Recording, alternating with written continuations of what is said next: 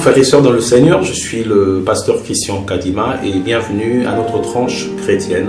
J'ai une parole pour toi où nous étayons quelques portions des Saintes Écritures et nous en tirons une pensée par le Saint-Esprit. Vous qui êtes nombreux au travers des réseaux sociaux en train de nous regarder, soyez fidèles et que notre Dieu vous bénisse. Sans plus tarder, nous sommes dans l'évangile de Luc, chapitre 8.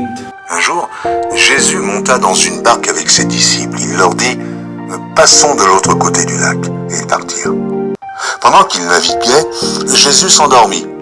Un tourbillon fondit sur le lac. La barque se remplissait d'eau et ils étaient en péril.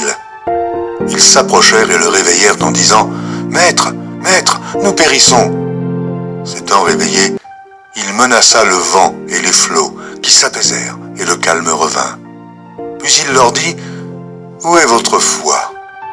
Saisis de frayeur et d'étonnement, ils se dirent les uns aux autres « Quel est donc celui-ci qui commande même au vent et à l'eau et à qui ils obéissent ?» C'est ainsi que Jésus était monté dans la barque en direction de Gadara, près de Galilée.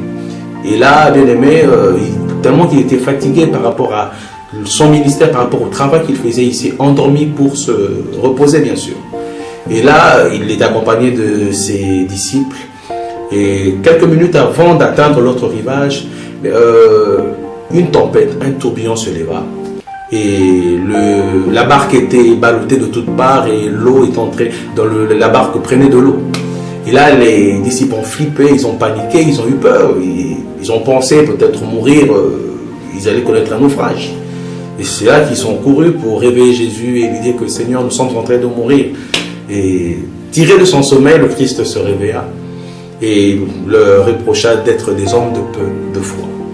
Et là, il parla sévèrement au tourbillon et le tourbillon s'arrêta. Amen. Et là, j'aimerais que nous examinons ces écritures par rapport à nos vies, par rapport à ce que nous vivons aujourd'hui. J'aimerais te dire que la barque aujourd'hui représente ta vie, la façon dont tu es en train de mener ta vie.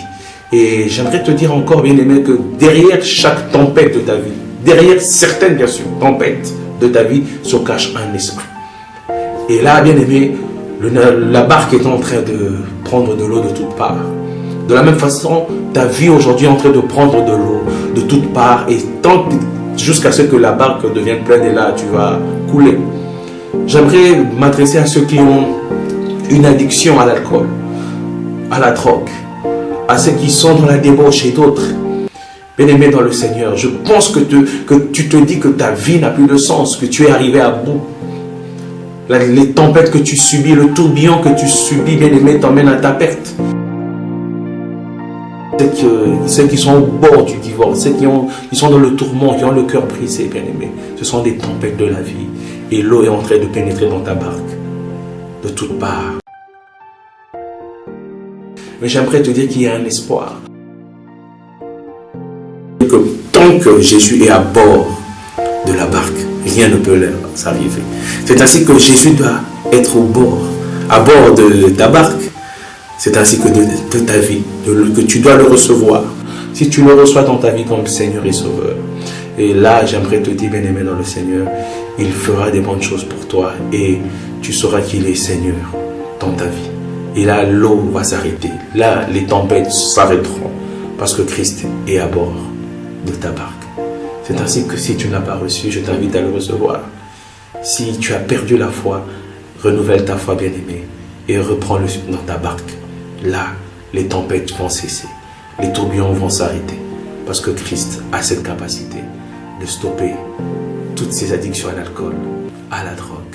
Il peut restaurer ton couple, il peut restaurer ton travail, il peut restaurer ta santé. Il est capable de restaurer la vie de tes enfants. Il peut restaurer la vie dans ta famille. Mais simplement, invitons-le dans nos barques. Que Dieu vous bénisse. À la prochaine.